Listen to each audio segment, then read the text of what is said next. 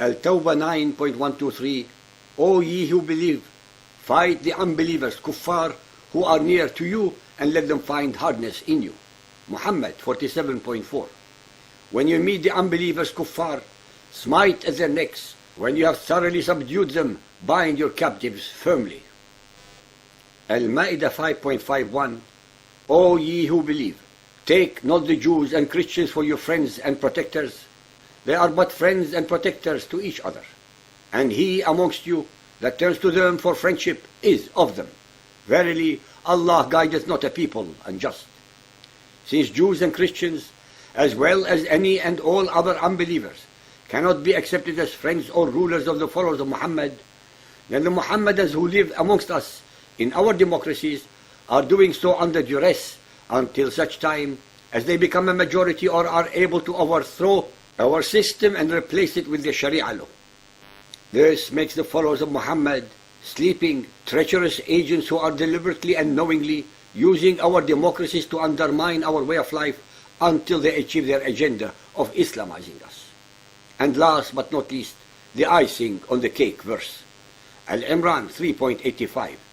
If anyone desires a religion other than Islam, submission to Allah, never will it be accepted of him. I can recite at least another 70 verses from the Quran and Hadith of similar theme, but I'm sure the above are enough to demonstrate the peace-loving, merciful, and compassionate characteristics of the Quran and Muhammadan Islam. Now, let us look at the fundamental reasons that turn the followers of Muhammad, especially the males, into hate-mongering, war-mongering, and racist creatures whose contorted and angry faces we watch with horror and disgust, filling our TV screens daily from almost every country in the world, whether it is Muhammadan or not. What I am about to share with you is not rocket science, nor does it need a psychologist to come to the same conclusions. All we need to do is use simple, everyday logic. The items that forbid the followers of Muhammad of enjoying a good and happy life on earth are found mostly in the hadiths of Muhammad's Sunnah, while the promises of eternal, carnal, and sensual pleasures for the jihadis dying in the process of slaughtering unarmed, so-called unbeliever civilians are found in hundreds upon hundreds of verses in the Quran. Between the promises of the Quran and the prohibitions of Muhammad's Sunnah, the fundamentalist male Muhammadan believers are turned into demonic killing machines, looking forward to die in the cause of their God Allah, to get their rewards in Muhammad's whorehouse version of paradise.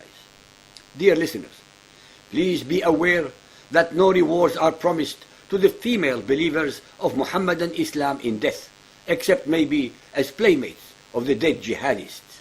Unfortunately for them, both the Quran and Hadith instruct the female followers of Muhammad to be groveling and obedient servants of their male masters, especially their husbands, who can beat them, forbid them from associating with others, to have sex with him whenever and however he wills, to cover their bodies as if they were genitals exciting other males, etc., etc.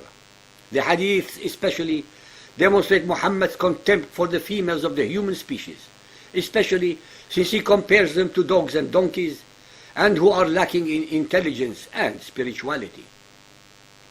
As we have demonstrated in other chapters of ours, the Quran forbids even the unmarried, consenting adult followers of Muhammad from having sex, upon pain of flogging that was overturned later by Muhammad's Sunnah into death by stoning.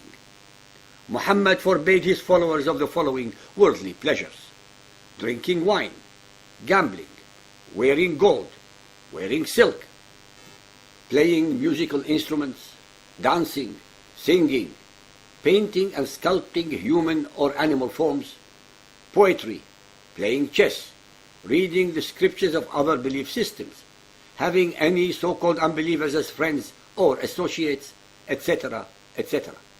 Ladies and gentlemen, so-called believers and unbelievers, please ponder deeply and fairly for a few hours upon the above prohibitions and or promises if applied to any of you, and reflect upon what mental state you would have if applied during your lifetime as you are growing up into adulthood. Be honest with yourself. we have absolutely no doubt whatsoever how the human end product would behave.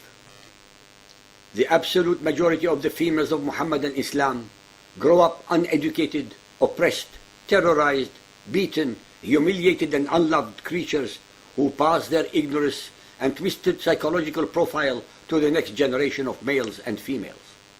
As for the males, they grow up despising their female counterpart as inferiors to them, who must only follow their dictates. Again, there is neither love nor respect, since they see how their fathers and brothers treat the females and others. The chain reaction of twisted and contorted psychologies continues throughout the generations.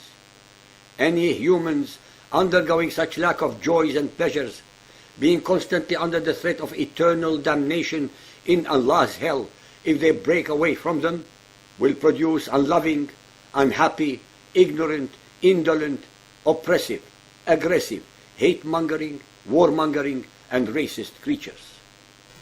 They are, after all, looking to escape the unhappiness and joylessness imposed upon them in real life on earth, and hence are anticipating their promised eternal, carnal, and sensual pleasures in an afterlife with the 72 virgin female companions.